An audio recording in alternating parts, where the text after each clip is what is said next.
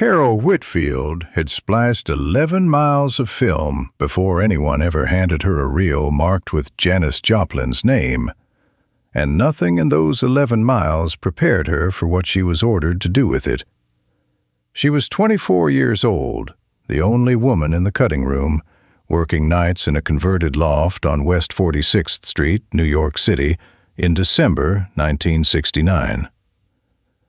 What she did, instead of following that order, stayed sealed inside a film can for almost 40 years. A can nobody was supposed to find, on a shelf nobody was supposed to check, until a stranger in Burbank, California, opened it in 2009, read 4 words taped to the lid, and had to sit down before he could finish watching what was inside it. Rewind 3 months.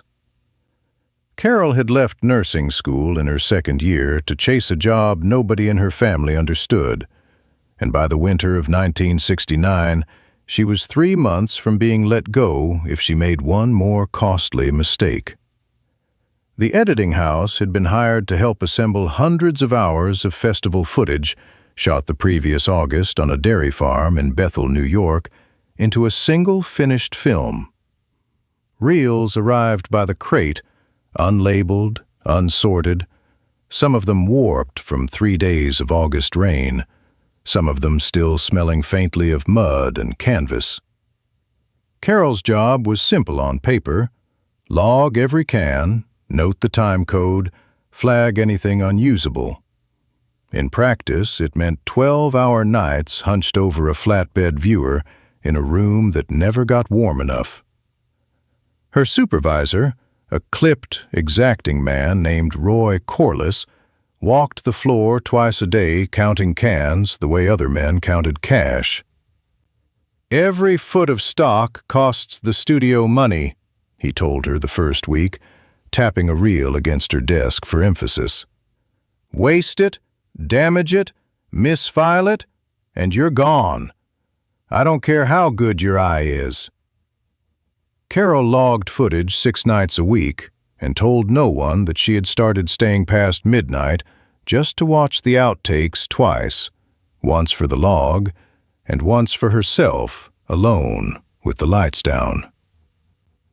The reel marked J. Joplin, Sun A.M., came up on the flatbed viewer in late December, and the room went quiet in a way Carol had not heard once in 3 months. Janis Joplin had gone on stage at nearly 2 o'clock in the morning that Sunday, after a full day of rain delays, in front of tens of thousands of people who had been sitting in mud since dawn just to hold their place near the stage. On the 16mm print, she was barefoot, hoarse, sweating through a full set with her band, pacing during "Try Just a Little Bit Harder," like she was arguing with the song, and losing on purpose, every single night of her life.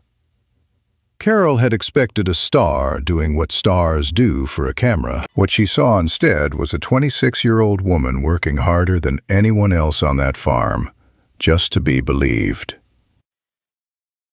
"Run it again," Corliss said, and nobody in the room moved until he said it a second time, louder. They ran it 4 more times before the shift ended at 2 in the morning. One of the sound men, an older fellow named Gustafson, who rarely said anything at all, finally spoke. "I've cut 100 concert reels," he said. "I haven't seen one like that." Another editor, younger than Carol, laughed a little and said the whole thing looked half like a breakdown and half like church. Nobody argued with him. Carol didn't say anything at all. She just watched Joplin's bare feet cross the same 6 feet of stage, again and again, and thought about how tired a person had to be to still sing like that at 2 in the morning.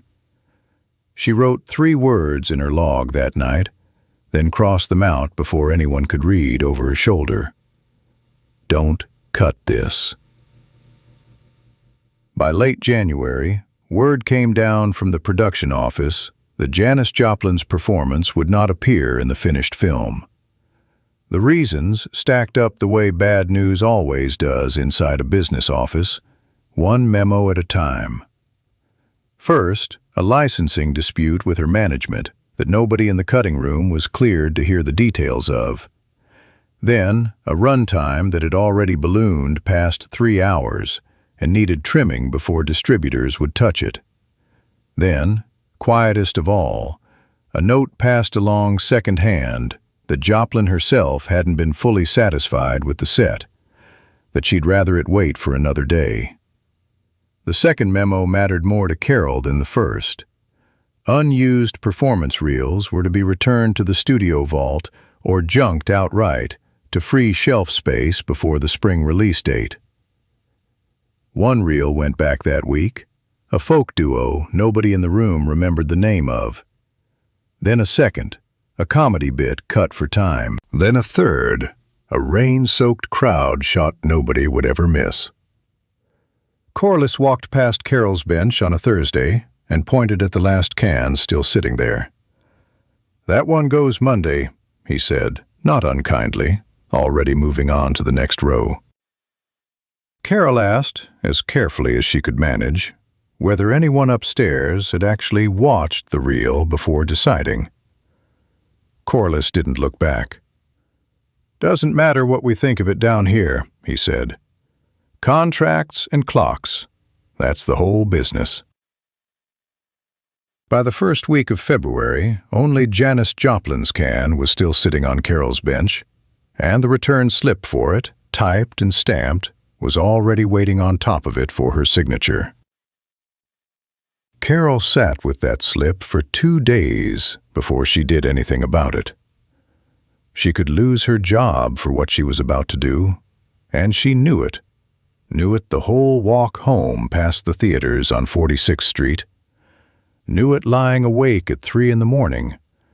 Knew it standing over the bench with the pencil in her hand and her heart going too fast for a decision this small.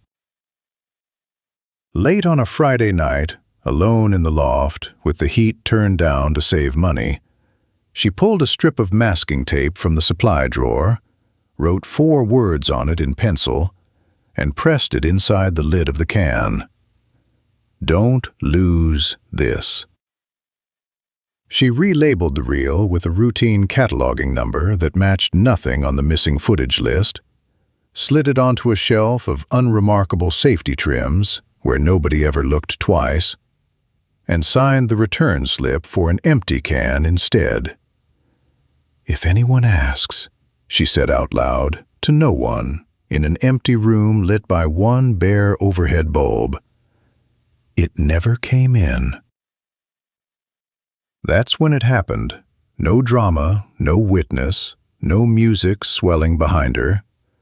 Just a 24-year-old woman in a cold loft, quietly deciding that a piece of film mattered more than her paycheck, more than her job, and possibly more than her whole career in the industry she had just started to love.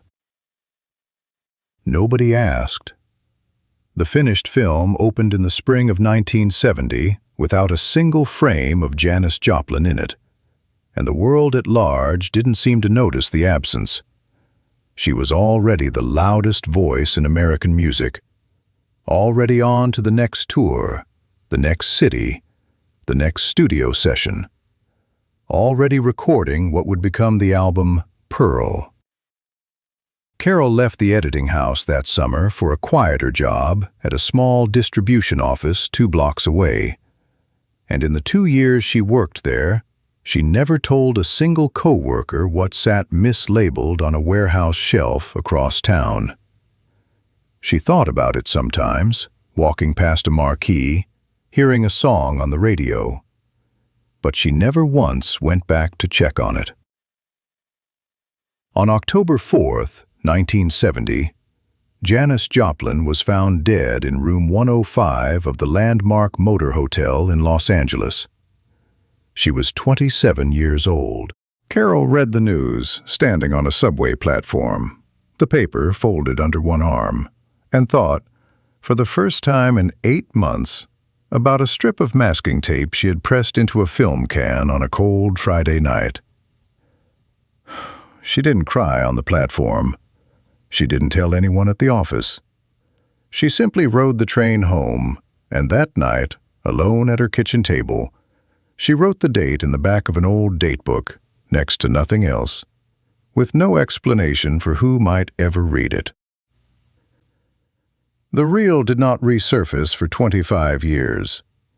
In 1994, preparing an anniversary director's cut of the festival film, a research team combing the studio's own vault logs turned up a 4-minute fragment of Janis Joplin performing "Work Me, Lord," enough to restore a handful of minutes of her to the film for the very first time since 1970. Newspapers ran short items, calling it a "lost performance finally found." It was not the full set. It was not the reel Carol had hidden. By then, Carol Whitfield was 49 years old, remarried, living outside Sacramento, working as a school librarian, and she read about the restoration in a newspaper at her own kitchen table, without saying a word to her husband sitting across from her. That night, she called her younger sister long distance. "There's more than that," she said, quiet enough that her husband wouldn't hear from the next room. "I promise you, there's more. I know exactly where it is." Her sister asked her what on earth she meant. Carol said only that she'd explain one day, and hung up before she had to say anything further. She did not sleep well that night, or for several nights after. The rest of it took another 15 years. In 2009, preparing a 40th anniversary box set of restored festival performances, an archivist named Dean Halloran was working through a shelf of unremarkable safety trims at a Burbank film vault when he found a can whose routine number matched nothing in any inventory on record. Not the 1969 log, not the 1994 log, nothing. Inside the lid, still legible after 40 years in the dark, was a strip of masking tape in pencil. "Don't lose this." He ran the footage that same afternoon, alone, on an old flatbed nobody else was using. It was Janis Joplin's complete Sunday morning set, nearly 40 minutes, almost entirely intact, the only surviving full print known to exist anywhere in the world. Halloran later said it took him 3 passes before he could bring himself to call his supervisor. Researchers spent weeks after that tracing old studio payroll records before they finally found the name Carol Whitfield attached to that bench, that shift, that winter 39 years earlier. A junior researcher tracked her down through a retired Teachers Association mailing list and made the call herself, half expecting the number to be disconnected. It wasn't. When the restored performance finally premiered later that year in a small screening room in Los Angeles, Carol, 63 now, retired, sitting in a folding chair near the back that she had specifically asked for, watched Janis Joplin sing "Ball and Chain" on a screen for the first time in nearly 40 years.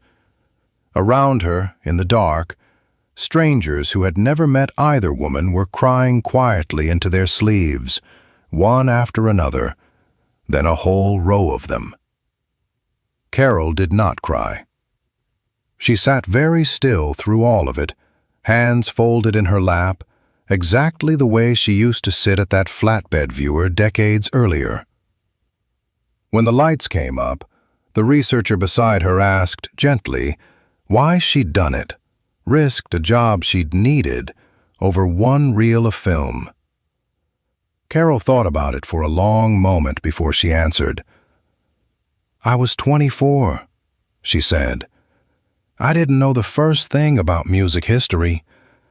I just knew what I'd seen in that room, and I knew nobody else was ever going to get the chance to see it if I signed that paper."